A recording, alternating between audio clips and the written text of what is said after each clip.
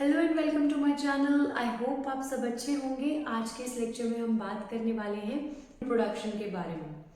Chapter का नाम है हाउ डू ऑर्गेनिजम्स रिप्रोड्यूस। तो पहला क्वेश्चन ही ये है कि ऑर्गेनिजम्स कैसे रिप्रोड्यूस करते हैं, मगर उससे पहले एक और क्वेश्चन है जो है कि रिप्रोडक्शन क्या है। Reproduction is a process to form organisms like previous ones. हम कह सकते हैं कि रिप्रोडक्शन एक प्रोसेस है जिसके थ्रू ऑर्गेनिजम्स अपने जैसे और ऑर्गेनिजम्स को बर्थ देते हैं।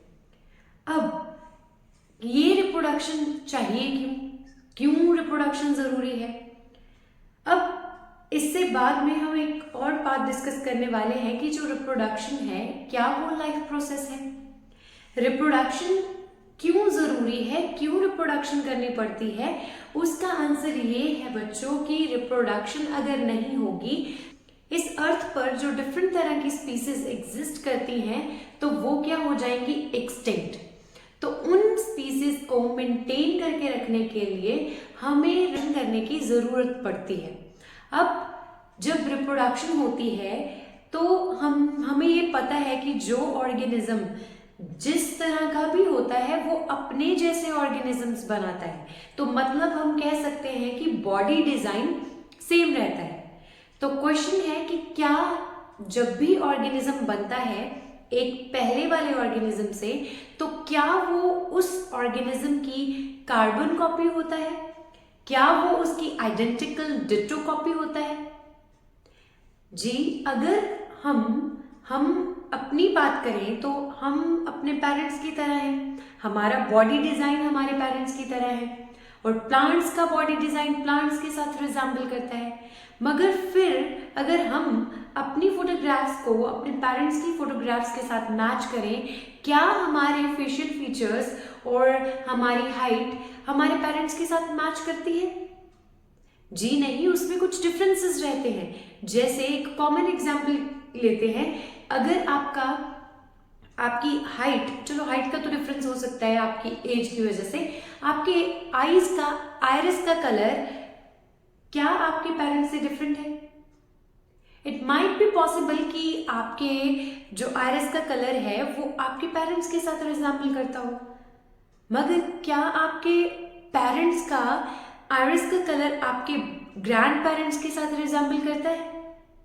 कुछ ना कुछ चेंजेस ऐसे आती रहती हैं। कैरेक्टर्स तो पास होते हैं, जैसे एक कैरेक्टर हमारा स्किन कलर हो गया या हमारे हेयर का कलर हो गया या हमारी हेयर लेंथ हो गई। तो अभी जो ये कैरेक्टर्स हैं, ये कैरेक्टर्स एक ऑर्गेनिज्म में से आके दूसरे ऑर्गेनिज्म में पास तो होते हैं, मगर इनमें कुछ ना कुछ वेरिएशंस आ सकती हैं। तो हम कह सकते हैं कि ऑर्गेनिजम्स जो हैं जब वो रिप्रोडक्शन करते हैं, जो उनके ऑफस्प्रिंग्स आते हैं उनमें कुछ ना कुछ वेरिएशंस रहती हैं, मगर उनमें कुछ सिमिलैरिटीज भी हैं कि बॉडी का जो बेसिक डिजाइन है वो पेरेंट्स के साथ सिमिलर है। तो आज के इस लेक्चर में हम यही बातें डिस्कस करेंगे कि जो रिप्रोडक्शन है वो कैसे होती है, वो रिप्रोडक्शन जो है उसके कौन कौन से मोड्स हैं और वो रिप्रोडक्शन जो है उसका क्या सिग्निफिकेंस है। अभी सिग्निफिकेंस तो हमने अभी डिस्कस किया कि अगर रिप्रोडक्शन नहीं होगी तो यहाँ जो इस प्लैनेट पर डिफरेंट ऑर्गेनिजम्स की पॉपुलेशंस प्रेजेंट हैं वो वाइप आउट हो जाएंगी, वो एक्सटिंक्ट हो जाएंगी। To maintain a population reproduction is required. अब दूसरा क्वेश्चन ये है कि क्या रिप्रोडक्शन में जो ऑर्गेनिजम्स प्रोड्यूस होते हैं वो अपने पेरेंट्स की आइडेंटिकल कॉपी होते हैं? नहीं, वो अपने पेरेंट्स की आइडेंटिकल कॉपीज नहीं होते, क्योंकि उनमें कुछ वेरिएशंस भी देखने को मिलती हैं। अब वो वेरिएशंस क्यों आती हैं? उन वेरिएशंस के आने का एक मेन रीजन ये है कि जब भी कभी ऑर्गेनिजम्स रिप्रोड्यूस करते हैं तो उनकी बॉडी में प्रेजेंट एक basic unit of the life जो सेल है, वो जिसको हम रिप्रोडक्टिव सेल बोलेंगे, वो जो सेल्स हैं जब वो डिवाइड करते हैं तब उनका न्यूक्लियस डिवाइड करता है। अब जो न्यूक्लियस है उसमें हमने पिछली क्लास में एक टर्म पढ़ी थी कि सेल के अंदर न्यूक्लियस होता है। अब उसी न्यूक्लियस के अंदर एक condensed thread like structure present रहता है जिसको हम क्रोमैटिन बोलते हैं। अब फिर वही क्रोमैटिन को हमने बोला था कि वो जो क्रोमैटिन है जो कि कंडेंस्ड थ्रेड लाइक स्ट्रक्चर है, वो क्या है, वो आपका डीएनए है। अब वो डीएनए रिस्पॉन्सिबल है आपके अंदर वेरिएशंस के लिए। जो आपके फीचर्स आपके पेरेंट्स के साथ नहीं मैच करते या आपके फीचर्स आपके पेरेंट्स से डिफरेंट हैं या सेम हैं, उनका एक ही रीजन है डीएनए में से जेनेटिक इंफॉर्मेशन का आगे पास होना। तो अभी हम उसको एक डायग्राम के साथ शुरू करेंगे। अभी अगर हम एक न्यूक्लियस बनाएं कि सेल के अंदर बच्चों न्यूक्लियस ऐसे आपको अगर दिखाई देता है, तो उसके अंदर हमने पढ़ा था कि एक थ्रेड लाइक स्ट्रक्चर प्रेजेंट रहता है जो कि काफी कंडेंस्ड फॉर्म में होता है। अभी कंडेंस्ड फॉर्म में क्यों रहता है? कंडेंस्ड फॉर्म में रहने का रीजन ये है क्योंकि जो आपका डीएनए है उसकी लेंथ काफी ज्यादा है। क्या आप मुझे बता सकते हो कि आपके सेल्स के अंदर डीएनए की लेंथ कितनी होती है? जरा सा कमेंट सेक्शन में बताइएगा। फिर at the end of this lecture I will disclose कि कितने साइज का डीएनए आपके न्यूक्लियस के अंदर प्रेजेंट होता है। अभी जो क्रोमैटिन है वो ऐसे कंडेंस्ड फॉर्म में प्रेजेंट होता है। अभी ये कंडेंस्ड फॉर्म में इसलिए प्रेजेंट होता है क्योंकि हमने ज्यादा लंबा डीएनए जो है वो बहुत ही छोटे से सेल में पैक करना है। तो उस पैकिंग के लिए उस डीएनए को क्या करना पड़ेगा, काफी ज्यादा कंडेंस्ड फॉर्म में रखना पड़ेगा। अब ये क्या है, कंडेंस्ड फॉर्म में प्रेजेंट आपका डीएनए। अब बच्चों अगर हम इस डीएनए के स्ट्रक्चर को देखें तो वो कैसा दिखाई देता है? ये माना जाता है कि जो डीएनए है वो क्या है, वो एक डबल हेलिकल स्ट्रक्चर है। मतलब उसके 2 स्ट्रैंड्स हैं जो कि शुगर एंड फॉस्फेट के बने होते हैं। अब यही 2 स्ट्रैंड्स जो हैं वो न्यूक्लियोटाइड बेस पेयर्स अपने साथ कैरी करते हैं। तो ऐसे करके कुछ आपका डीएनए का स्ट्रक्चर बनता है। अब यही जो डीएनए का स्ट्रक्चर है उसमें रहती है कुछ इंफॉर्मेशन प्रेजेंट। अब वो इंफॉर्मेशन जो है वो डिसाइड करती है कि आपके फीचर्स कैसे होंगे।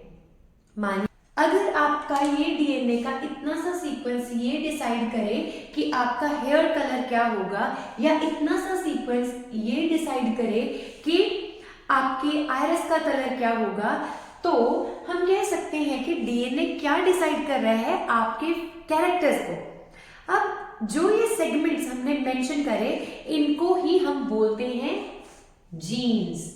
तो क्या बच्चों अभी हमने बात करी कि जो न्यूक्लियस होता है सेल का, उसके अंदर बच्चों प्रेजेंट रहता है कंडेंस्ड फॉर्म में डीएनए, जिसको हमने क्या बोल दिया था, क्रोमैटिन। जिसको हमने क्या बोला, क्रोमैटिन।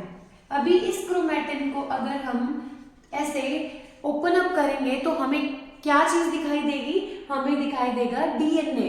अब उसी डीएनए को अगर हम थोड़ा सा कंडेंस्ड फॉर्म में ही देखें तो आपको एक और टर्म याद आएगी जिसको आपने कुछ ऐसे अपनी बुक में एक स्ट्रक्चर देखा होगा जिसको हम बोलते हैं क्रोमोसोम। अभी ये क्रोमोसोम जो है वो कैसे है, वो भी आपका डीएनए या फिर आप बोल सकते हो कि क्रोमैटिन की ही एक कंडेंस्ड फॉर्म है।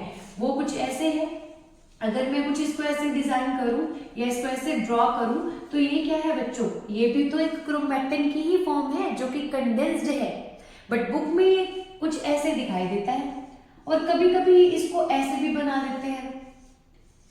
तो क्या ये आपको लगता है कि ये वाला कुछ ज्यादा सही लग रहा है आपको या फिर ये वाला? अगर मैं कहूं कि दोनों ही सही हैं, फिर ये दोनों ही स्ट्रक्चर्स बच्चों सही हैं। जब भी कभी मायोसिस या फिर माइटोसिस की प्रोसेस होती है तब, मतलब जब भी कभी सेल डिवाइड करता है तो जब मेटाफेज होता है उसमें ये सेल अपने आप की क्या करता है, कॉपी बना लेता है। अब यही जो क्रोमोसोम है जब अपनी कॉपी बनाएगा तब ये क्या करेगा, अपने जैसा एक और स्ट्रक्चर बना लेगा। इसी की वजह से आगे पेरेंट्स की बॉडी में डीएनए जाता है। अभी इसको 1 मिनट के लिए यही छोड़ेंगे, फिर से दोबारा यहीं पर आएंगे। अब बात करते हैं जीन्स के लिए। जो जीन्स हैं वो क्या करते हैं, आपकी बॉडी के कैरेक्टर्स को कंट्रोल करते हैं। मतलब कैरेक्टर्स में कौन कौन सी चीजें, आपका हाइट हो सकती है, कैरेक्टर्स में आपकी हाइट हो सकती है, आपकी कलर, हेयर कलर हो सकती है, आपका आइरिस का कलर हो सकता है और सो मेनी मोर। तो अब इन्हीं चीजों में इन चीजों को कौन कोड करता है? इन चीजों को कोड करता है जीन, या फिर डिफरेंट कैरेक्टर्स को डिफरेंट जीन्स कोड करते हैं। अब यही जीन्स कहां पर प्रेजेंट रहते हैं? जब हम एक और स्ट्रक्चर की बात, आपने ये स्ट्रक्चर अपनी बुक में देखा होगा जिसको हम बोलते हैं क्रोमोसोम। अब इसी क्रोमोसोम के ऊपर कुछ स्पेशल लोकेशंस होती हैं जिनके ऊपर ये जो जीन्स हैं वो प्रेजेंट रहते हैं। क्योंकि देखो बच्चों, जो डीएनए है जब वो क्या होता है, कंडेंस्ड फॉर्म में होता है, तो वो क्रोमोसोम में भी कुछ ऐसे कंडेंस्ड फॉर्म में होगा बच्चों, ऐसे। तो इस कंडेंस्ड फॉर्म में कुछ जो सीक्वेंसेस हैं वो क्या बना देती हैं? जीन बना देती हैं। इमेजिन करिए कि यहाँ पर जो सीक्वेंस है वो क्या बना रही है? एक पर्टिकुलर जीन बना रही है जो कि आपके आइरिस के कलर के लिए रिस्पॉन्सिबल है, जो आपके आइरिस कलर के लिए रिस्पॉन्सिबल है।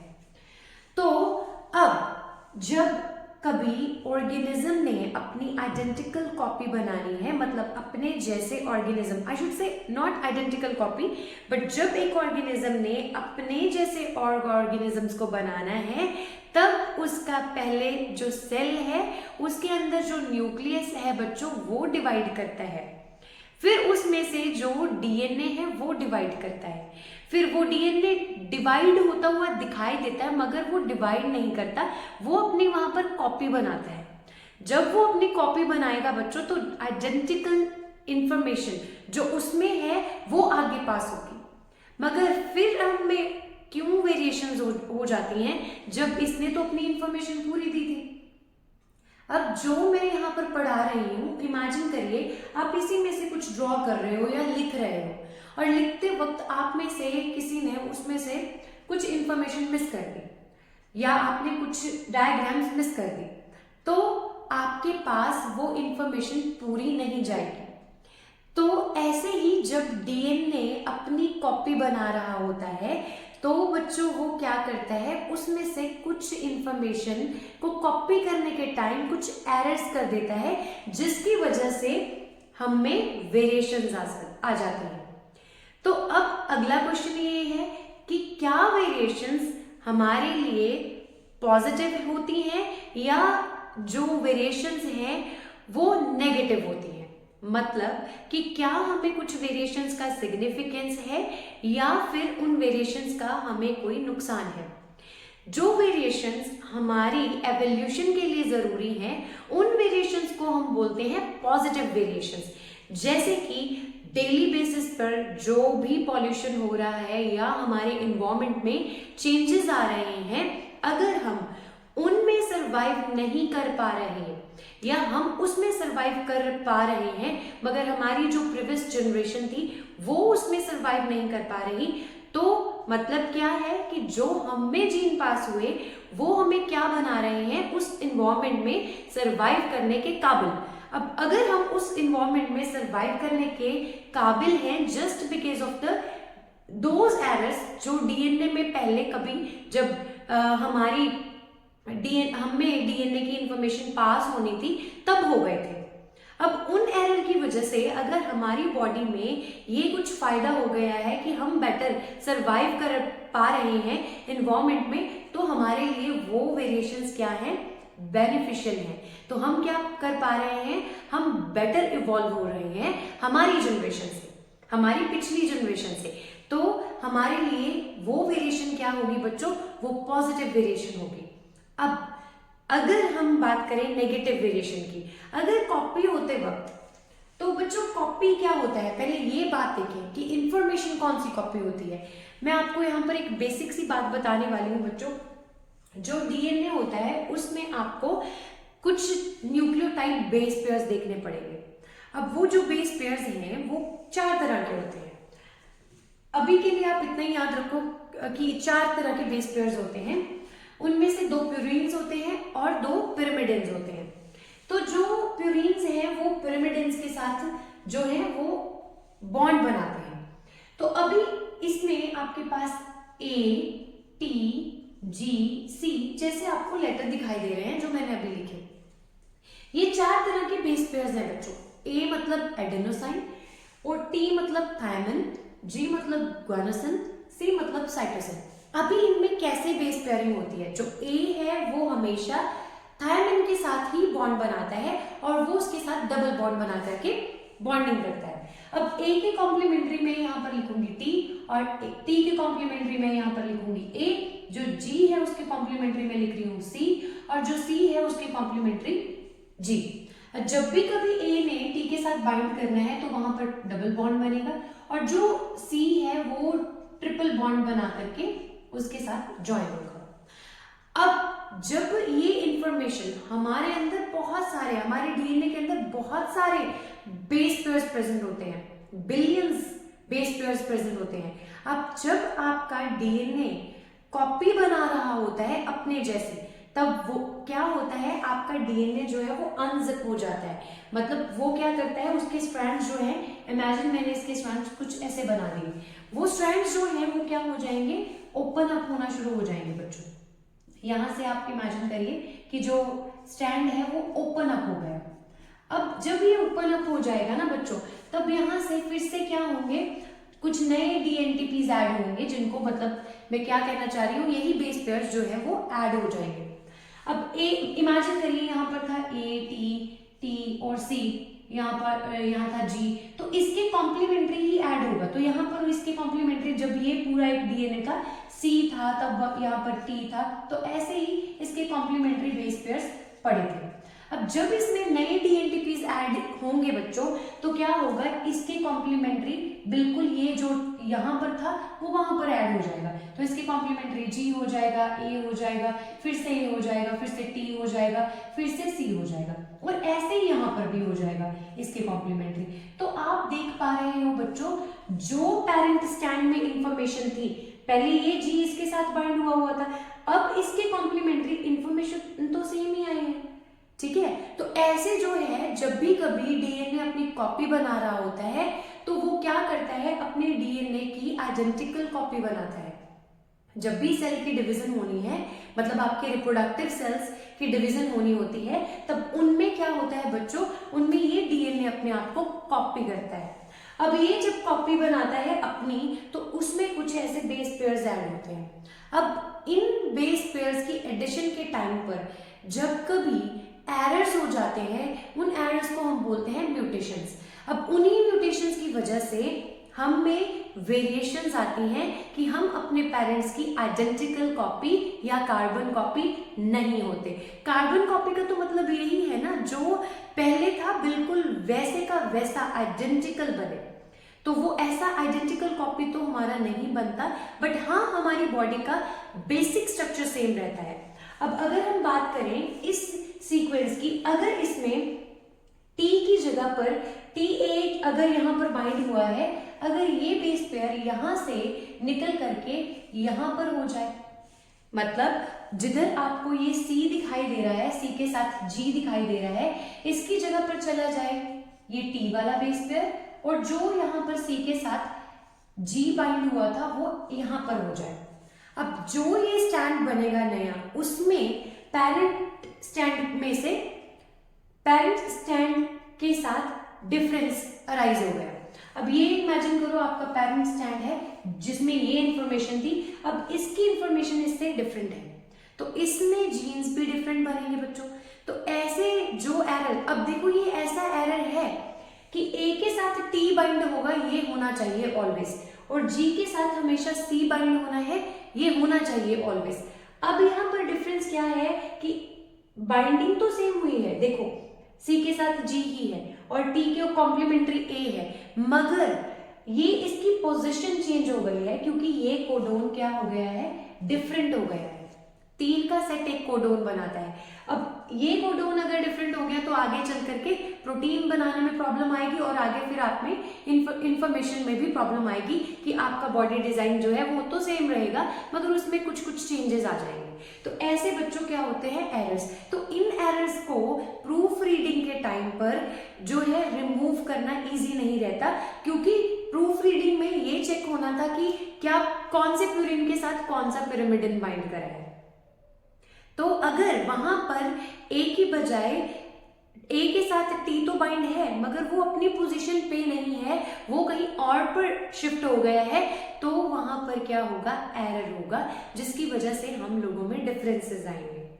तो हमें ये क्लियर हो गया है कि हम अपने पेरेंट्स की या बाकी के ऑर्गेनिज्म कभी भी जो रिप्रोडक्शन करेंगे या जिन्होंने रिप्रोडक्शन करी है वो अपने पेरेंट्स की कार्बन कॉपी नहीं है, इसलिए क्योंकि जब उनमें डीएनए की रेप्लिकेशन हुई थी, मतलब जब सेल्स ने रिप्रोडक्शन से पहले, मतलब जब उनके वेजिटेटिव सेल एक ह्यूमन के अंदर ही जब उसके वेजिटेटिव सेल्स डिवाइड हो रहे थे या एक ऑर्गेनिज्म के अंदर उसके जो सेल्स डिवाइड कर रहे थे, जब उस सेल का डीएनए डिवाइड हुआ तो उसमें क्या हुआ, कुछ एरर्स हो गए, जिसकी वजह से जब वो इंफॉर्मेशन बच्चों तक पास हुई, नेक्स्ट जनरेशन में पास हुई या उनके ऑफस्प्रिंग्स में पास हुई, तब वहां पर वो एरर्स भी साथ ही पास हो गए और उन ऑर्गेनिजम्स में फिर चेंजेस आ गए।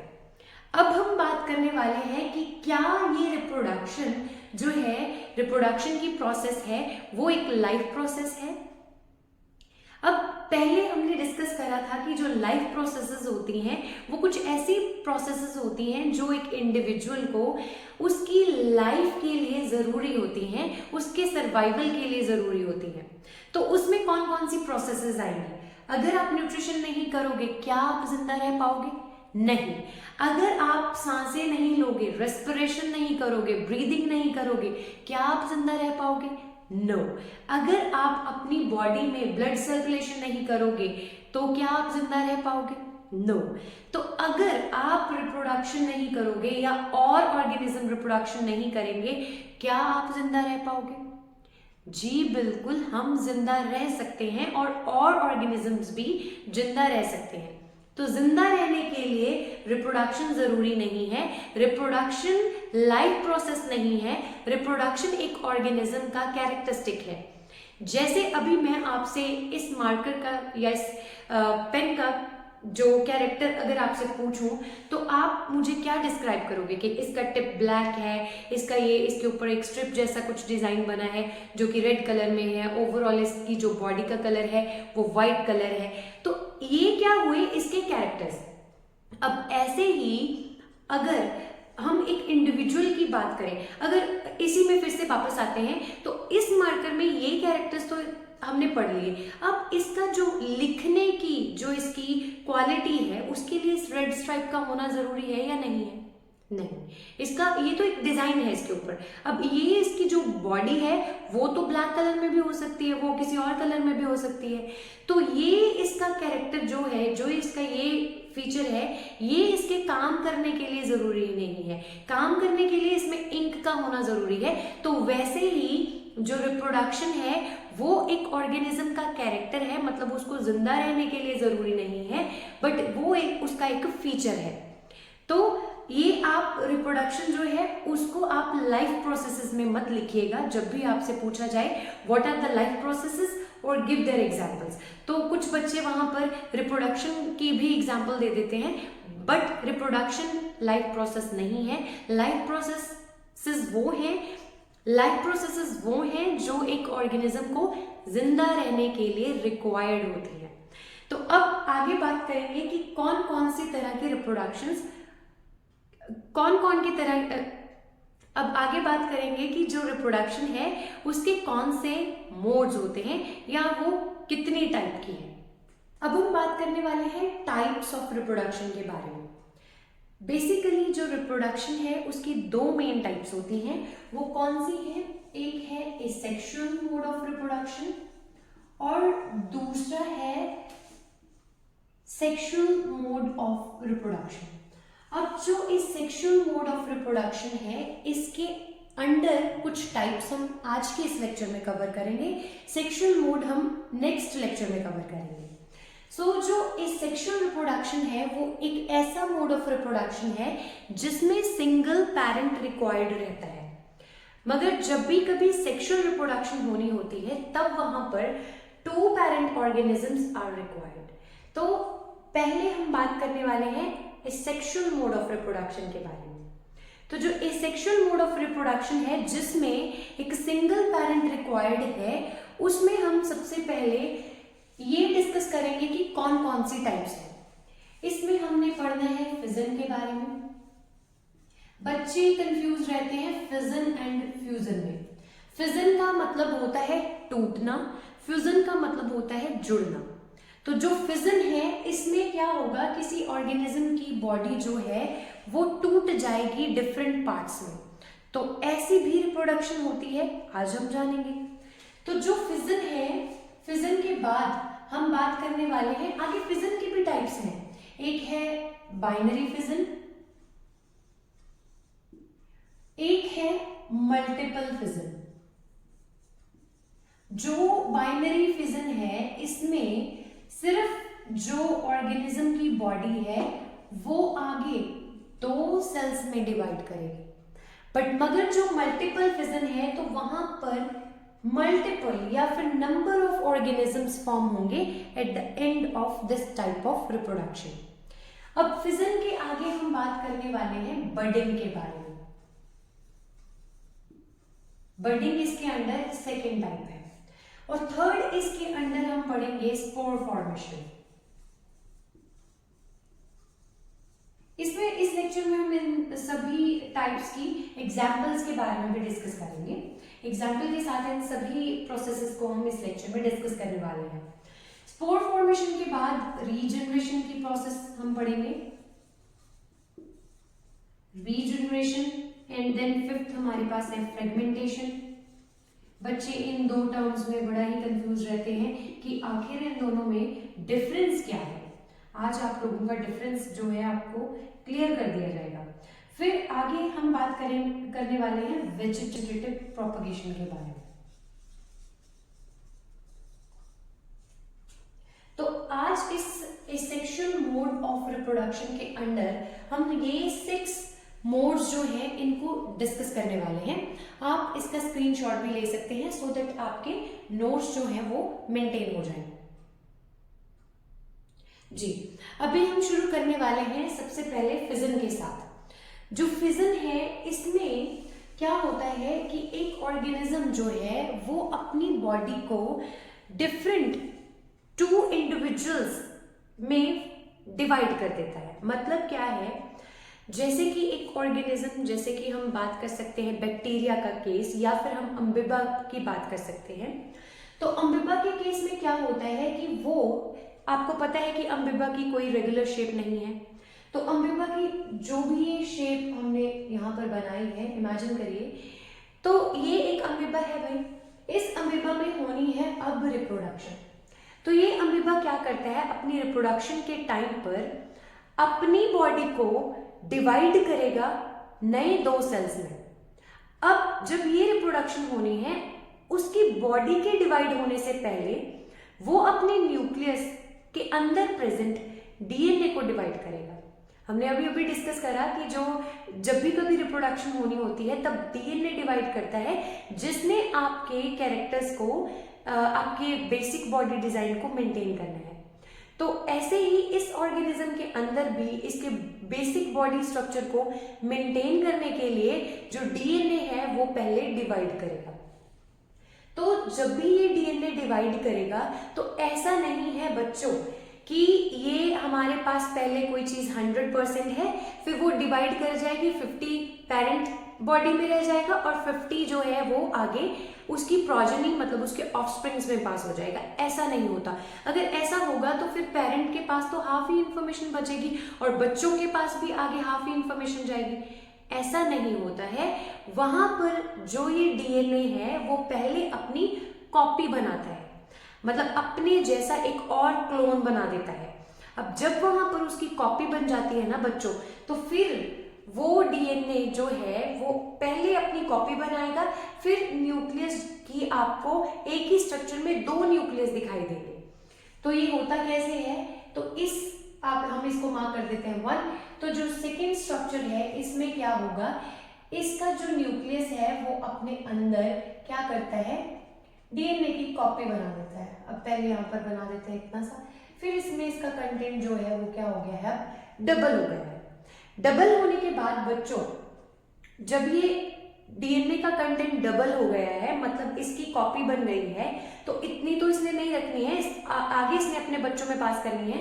तो क्या होगा, ये जो डीएनए के अराउंड ये न्यूक्लियस की मेम्ब्रेन प्रेजेंट है बच्चों, तो ये भी डिवाइड कर जाएगी। तो क्या होगा, यहां से इस ऑर्गेनिज्म के अंदर आपको 2 डिफरेंट न्यूक्लियस दिखाई देंगे। अब जब कभी न्यूक्लियस डिवाइड करता है, तब उस प्रोसेस को हम बोलते हैं कैरियोकाइनेसिस। कैरियोकाइनेसिस। अब कैरियोकाइनेसिस वर्ड कहां से आया? न्यूक्लियस को हम कर्नल बोलते हैं। जब भी कभी न्यूक्लियस डिवाइड करता है बच्चों, तब हम उसको बोलते हैं कैरियोकाइनेसिस। अब कैरियोकाइनेसिस के बाद क्या होगा, अब न्यूक्लियस तो 2 डिवाइड हो चुके हैं, 2 बन चुके हैं। अब इस ऑर्गेनिज्म की जो बॉडी है वो डिवाइड करेगी। अब बॉडी डिवाइड करना मतलब यहाँ से ये जो साइटोप्लाज्म है, ये एक सेल है, इसका जो ये साइटोप्लाज्म है उसके अंदर भी कॉन्स्ट्रक्शन बनेगी पहले तो ऐसे करके, फिर ये न्यूक्लियस जो है उसके अंदर ऐसे अपना डीएनए होल्ड करके बैठा हुआ है। अब यहां से ये फिर से 2 सेल्स बन जाएंगे जब यहां से साइटोप्लाज्म की क्या होगी, डिवीजन होगी। अब साइटोप्लाज्म की डिवीजन को हम क्या बोलते हैं? साइटोकिनेसिस। साइटोप्लाज्म की डिवीजन को बच्चों हम क्या बोलते हैं? साइटोकिनेसिस, और आप बोल सकते हो साइटोकाइनेसिस। तो न्यूक्लियस की डिवीजन को हमने क्या बोला? कैरियोकाइनेसिस, और इसकी डिवीजन को हमने क्या बोला? साइटोकिनेसिस। तो बच्चों अब आप देख सकते हो कि इनिशियली आपका जो ये स्ट्रक्चर था, इसमें आपके पास जो न्यूक्लियस था वो पहले जो हमने शुरू में एक ही सेल लिया था। यहां पर हम देख पा रहे हैं कि हमने शुरू में एक ही सेल लिया था, बट हम एंड कर रहे हैं 2 सेल्स के साथ। जो ये 2 सेल्स बने हैं इनको हम बोलते हैं डॉटर सेल्स। क्या बोलते हैं बच्चों? Daughter cells. भाई डॉटर सेल्स क्यों, सन सेल्स क्यों नहीं बोला? हमने इन सेल्स को डॉटर सेल्स क्यों बोला, सन सेल्स क्यों नहीं बोला? ये तो प्रोजेनी थी, फिर सन सेल्स क्यों नहीं? सन सेल्स बच्चों इसलिए नहीं बोलते क्योंकि जो डॉटर्स होती हैं उनके पास कैपेबिलिटी होती है कि वो आगे चल करके दोबारा नए ऑर्गेनिजम्स को रिप्रोड्यूस कर सकती हैं। तो ये जो सेल्स हैं इनके पास भी पोटेंशियल है कि इन फ्यूचर ये भी अपनी प्रोजेनी प्रोड्यूस कर सकते हैं। That's why these cells are known as daughter cells, not son cells. तो बच्चों अब हम वापस फिर वही चलते हैं कि हमने स्टार्ट तो किया था एक सेल के साथ, but now we are ending with 2 cells. So these 2 cells means to say there is a fission of this very cell into 2 cells. So this is what? This is a binary fission. So हमने example किसके case में पढ़ा? Binary fission हमने पढ़ा अम्बीबा के case में। तो example में आप लिख सकते हो अम्बीबा। तो बाइनरी फिजन क्या है? Fission of cell into 2 new individuals. तो ऐसे हमने अभी देखा कि क्या हुआ, पहले कैरियोकाइनेसिस होगी, फिर साइटोकिनेसिस होगी, और फिर वहां से 2 नए सेल्स बनेंगे। तो चलिए बढ़ते हैं आगे बडिंग के साथ। अब हम शुरू करने वाले हैं budding in case of east. Budding जो है वो हाइड्रा के केस में भी हो सकती है। इसमें हम ईस्ट के साथ शुरू करने वाले हैं। इसकी बॉडी के साइड में से कहीं पर भी से कुछ ऐसे एक स्ट्रक्चर जैसा बल्ज आउट हो जाता है। उस स्ट्रक्चर को क्या बोलते हैं हम? बड। और फिर उस बड में इस न्यूक्लियस की कॉपी बन करके एंटर हो जाते हैं। फिर ये बड यहाँ से डिटैच हो जाएगा और जिधर भी ये पहुंचेगा वहां पर ये एक नया इंडिविजुअल बना देगा। तो मतलब ये क्या है? बडिंग। बडिंग क्यों बोल दिया? क्योंकि जो इस ईस्ट का बेसिक स्ट्रक्चर था उस पे कोई एक एक्स्ट्रा बड जैसा स्ट्रक्चर अराइज हो गया। उस बड के डिटैच होने से ही एक नया इंडिविजुअल बन गया, और इसको हमने क्या देखा कि ये क्या हुई?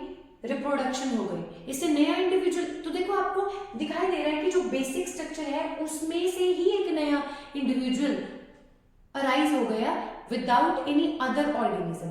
एक ही ऑर्गेनिज्म से जब दो ऑर्गेनिज्म बन रहे हैं तो मतलब रिप्रोडक्शन तो हो रही है। तो रिप्रोडक्शन हुई है तो मतलब इसमें एक ऐसे कुछ ऐसे बल्ज सा हुआ स्ट्रक्चर, और उसकी वजह से क्या हो गया, एक जब वो डिटैच हुआ तो एक नया ऑर्गेनिज्म बन गया। तो ये क्या है, बर्डिंग इन केस ऑफ ईस्ट। अब इस बर्ड के ऊपर भी कोई और बर्ड ग्रो कर सकती है, तो उस अगर ये यहां से डिटैच होता है तो ये बर्ड आगे जो है वो चेन की फॉर्म में भी ऑर्गेनिज्म को ग्रो करवा सकती है। तो ये जब स्ट्रक्चर अलग होगा तो इमेजिन करिए ये कुछ ऐसे अलग हुआ, तो यहाँ पे ऑर्गेनिज्म जो है वो चेन की फॉर्म में प्रोड्यूस हुआ। तो यहाँ पर दो ऑर्गेनिज्म बन गए हैं, जो ये यहाँ से भी डिटैच हो सकता है, फिर यहाँ पर एक नया ऑर्गेनिज्म बन जाएगा। तो जो ईस्ट है वो क्या है, पहले आपको ये पता है, ईस्ट एक फंगस है जो कि एक यूनिसेलुलर फंगस है। तो अगर वो यूनिसेलुलर है तो एक सेल से बेटा एक ही सेल बनेगा। तो अगर ऐसा कोई स्ट्रक्चर बन रहा है इसका मतलब ये नहीं है कि अब वो क्या हो गया है, मल्टी सेलुलर। नो, ये बस एक टाइम के लिए इसके ऊपर ही प्रेजेंट है, जो बाद में इसमें से डिटैच हो जाएगा और वो अपना एक नया इंडिविजुअल फॉर्म कर देगा। तो ऐसे जब भी बर्ड्स में से कोई नया इंडिविजुअल बनता है तो उस प्रोसेस को हम क्या बोल देते हैं, बर्डिंग। और ये किस केस में देखी हमने, बर्डिंग इन केस ऑफ ईस्ट। तो बच्चों ये कुछ डायग्राम्स आप अच्छे से याद कर लेना, पेपर पॉइंट ऑफ व्यू से आपके बोर्ड्स के लिए ये चीजें इंपॉर्टेंट हैं, क्योंकि ऐसे कुछ डायग्राम बेस्ड क्वेश्चन भी आने शुरू हो गए हैं अभी। तो उन क्वेश्चंस में आपको डायग्राम्स प्रेजेंट कर दी जाएंगी और फिर आपसे बोला जाएगा कि बताइए ये क्या हो रहा है, बताइए ये कौन सी प्रोसेस है, ये किस टाइप की रिप्रोडक्शन है। तो आप इजीली देखते ही बता दोगे कि यहाँ पर क्या हो रही है, बर्डिंग। तो डायग्राम्स को एक बार अच्छे से आप प्रैक्टिस करिए, फिर आप अच्छे से कर पाओगे। थर्ड टाइप अब हम डिस्कस करने वाले हैं स्पोर फॉर्मेशन, जो कि फंगस के केस में हम डिस्कस करने वाले हैं। अब जो पिछला केस हमने पढ़ा था वो क्या था, यूनिसेलुलर फंगस के बारे में। अब हम बात करने वाले हैं मल्टी सेलुलर फंगस के बारे में। बच्चों आपको एक ट्रिक बताती हूँ, पहले तो आप वो याद करो। फंगस जो है वो दो तरीके की है बच्चों, एक है यूनिसेलुलर और दूसरा है multi cellular. Multi cellular M से स्टार्ट होता है, तो उसके लिए आप याद कर लो मोल्ड, ठीक है। तो एम से मल्टी सेलुलर, एम से मोल्ड। तो ये मोल्ड जो है वो क्या है, मल्टी सेलुलर फंगस है। और जो ये यू है इसको अगर ऐसे बना दे तो इसका कुछ वाई जैसा बन जाता है ना, तो फिर उस वाई को कंसिडर करेंगे हम ईस्ट के केस के लिए, ठीक है।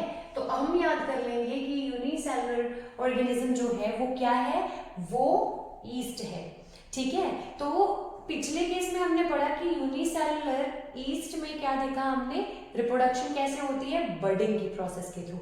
अब जो हम पढ़ने वाले हैं मोल्ड के केस में, तो वहां पर हम प्रोसेस पढ़ने वाले हैं स्पोर फॉर्मेशन। बच्चों जब भी कभी ये मल्टी सेलुलर जो फंगस है जिसको हम मोल्ड बोल रहे हैं, जब भी कभी इसके स्पोर्स एयर में प्रेजेंट रहेंगे तो ये डैम्प प्लेसेस पर या फिर मॉइस्ट प्लेसेस पर जब भी गिरेंगे तो वहां पर ये अपनी कॉलोनीज फॉर्म कर देंगे और वहां पर ये और फंगस को प्रोड्यूस कर देंगे। तो इसकी एक एग्जांपल हम ब्रेड के केस में ले सकते हैं। जो ब्रेड स्लाइसेस आप खाते हो जैम लगाकर, उन ब्रेड्स के केस में ये फंगस जो है वो ग्रो कर सकती है। आप कभी भी अगर देखते हो कि अगर ब्रेड के कोई स्लाइस ऐसे मॉइस्ट प्लेस पर पड़े रह जाए तो उनमें 2-3 दिनों के बाद क्या होगा, पहले तो व्हाइटिश कलर की कॉटनी सी कोई आपको लेयर जो है वो अपीयर होती दिखाई देगी। फिर आपको लगेगा कुछ टाइम में या कुछ करगट्टों के बाद या कुछ टाइम के बाद वो जो कॉटनी व्हाइट कलर की कॉलोनीज थी वो क्या हो गई हैं, वो अभी उसका कलर ब्लैकिश होना शुरू हो गया है। तो जो ये आपको कॉटनी व्हाइट से ब्लैक होता स्ट्रक्चर दिखाई दिया है, ये क्या है, ये फंगस ही है, जो कि जिसको हम क्या बोलते हैं, ब्रेड मोल्ड। तो इस ब्रेड मोल्ड का क्या नाम याद रखना है आपने? राइजोपस। जो ये राइजोपस है जिसको हम ब्रेड मोल्ड बोल रहे हैं, ये कैसे ग्रो करती है? अगर आप इसको मैग्नीफाइंग ग्लास के साथ देखो तो ये आपको कुछ ऐसे स्ट्रक्चर दिखाई देंगे बच्चों, ऐसे ऐसे करके कुछ ऐसे स्ट्रक्चर। अब जो ये आपको स्ट्रक्चर दिखाई दे रहे हैं, इनको हम अलग अलग लेबल करेंगे। ये जो आपको कुछ स्ट्रक्चर दिखाई दे रहे हैं, इनको हम बोलते हैं हाइफे। और जो ये स्टेम लाइक स्ट्रक्चर है, इसके ऊपर जो आपको ये ग्लोबुलर सा स्ट्रक्चर दिखाई देता है, ये बनता है अनफेवरेबल कंडीशंस में। जब राइजोपस के सर्वाइवल के सूटेबल कंडीशंस नहीं है, तब ये क्या करता है, अपने अराउंड, अपने ये स्टेम के ऊपर कुछ ग्लोबुलर से स्ट्रक्चर बना लेता है, जिसको हम बोलते हैं स्पोरेंजियम। अब इन स्पोरेंजियम में क्या बनते हैं बच्चों? स्पोर्स। क्या बनते हैं? स्पोर्स। जब फेवरेबल कंडीशंस होंगी बच्चों, तो ये जो स्पोरेंजियम है वो बर्स्ट हो जाएगा और इसमें से यही स्पोर्स जो है वो एयर में रिलीज हो जाएंगे और फिर से जिधर भी ये स्पोर्स गिरेंगे वहां पर एक नई फंगस ग्रो कर जाएगी, वहां पर नई ब्रेड मोल्ड ग्रो कर जाएगी। तो ऐसे जो ब्रेड मोल्ड है वो अपनी रिप्रोडक्शन करती है by the process of spore formation. अब हम स्टार्ट करने वाले हैं हमारी फोर्थ टाइप रीजनरेशन के साथ। रीजनरेशन एक ऐसी प्रोसेस है जिसके थ्रू ऑर्गेनिज्म अपनी बॉडी के पार्ट्स को रीजनरेट कर लेता है। मतलब जब भी कभी किसी ऑर्गेनिज्म के किसी भी पार्ट को कट कर दिया जाए या कट हो जाए, तो अगर उसमें से कोई नया इंडिविजुअल फॉर्म होता है तो उस प्रोसेस को हम बोलते हैं रीजनरेशन, जो कि प्लानेरिया के केस में होती है। इमेजिन करिए ये प्लानेरिया है। अब अगर इसके केस में यहां पर कोई ऐसे कट लग जाए तो ये जो इसके ऐसे पीसेस बनेंगे ना बच्चों, तो इसमें ना रीजनरेशन हो जाएगी। इसका ये वाला पार्ट दोबारा से डेवलप कर जाएगा। एक तो यहाँ से इसकी नए इंडिविजुअल की फॉर्मेशन हो गई, तो जो ये पार्ट है इसमें से भी, इस पार्ट में से भी इसका ऐसे दोबारा से फिर से एक और ऑर्गेनिज्म बन जाएगा। और ऐसे ही जो ये बचा पोर्शन है इसमें से भी नया ऑर्गेनिज्म बन जाएगा। तो ऐसे हम देख पा रहे हैं कि एक ऑर्गेनिज्म के कट पोर्शंस में भी क्या हो रही है? रीजनरेशन हो रही है। मतलब वो अपने पार्ट्स को कंप्लीट कर रहा है बच्चों। ये पोर्शन अपने इन पोर्शंस को कंप्लीट कर रहा है और ये पोर्शन ने ये पोर्शंस कंप्लीट कर लिए और इसने भी कर लिए। तो ऐसे क्या है कि ऑर्गेनिज्म ने, मतलब प्लानेरिया ने क्या किया, अपने पार्ट्स को क्या कर लिया? रीजनरेट कर लिया। और रीजनरेट करने के बाद उन्हीं पार्ट से, जितने पार्ट्स हुए उन पार्ट से नए इंडिविजुअल फॉर्म कर दिए। तो जितने पार्ट्स होंगे उतने नए इंडिविजुअल्स बन जाएंगे। अगर कोई ऐसा ऑर्गेनिज्म ऐसी कैपेबिलिटी रखता है जिसमें पार्ट्स कट होने पर नया ऑर्गेनिज्म बन जाए, तो हम उसको क्या बोलते हैं कि उसमें रीजनरेशन हुई है। तो रीजनरेशन मतलब कि कट लगने के बाद जो भी उसका कोई लॉस्ट पार्ट था, उसमें से अगर वो पार्ट दोबारा से जनरेट हुआ है और या उस पार्ट में से नया ऑर्गेनिज्म फॉर्म हुआ है, तो वो क्या है? रीजनरेशन। तो ये किसके केस में होती है? प्लानेरिया के केस में। अब हम बात करने वाले हैं फिफ्थ मेथड, जिसको हम बोलते हैं फ्रेगमेंटेशन, जो कि सिंपल मल्टीसेलुलर ऑर्गेनिज्म जिसका नाम है स्पायरोगायरा के केस में होता है। उसके केस में क्या होता है कि ऑर्गेनिज्म जब मेच्योर होता है तब उसकी बॉडी जो है वो डिफरेंट पार्ट्स में डिवाइड हो जाती है और हर एक जो पार्ट होता है वो क्या होता है? एक नया इंडिविजुअल होता है। अब imagine this is what, this is spirogyra. अब इस स्पायरोगायरा में डिवीजन के बाद जितने स्ट्रक्चर बने हैं ये क्या है? नए इंडिविजुअल स्पायरोगायरा है। तो ऐसे होती है fragmentation. With that we are done with our 5 methods of asexual reproduction. अब जो 6th मेथड है वेजिटेटिव रिप्रोडक्शन का, उसको हम डिस्कस करेंगे हमारे नेक्स्ट लेक्चर में। अगर आपको कोई डाउट्स हैं then you can ask me in comment section. अगर आपको किसी भी तरह का कोई क्वेश्चन है या कोई आपको कोई प्रोसेस समझ में नहीं आई है तो आप मुझे कमेंट सेक्शन में लिख करके बता सकते हो। आपके क्वेश्चंस एंटरटेन किए जाएंगे। Thank you for watching.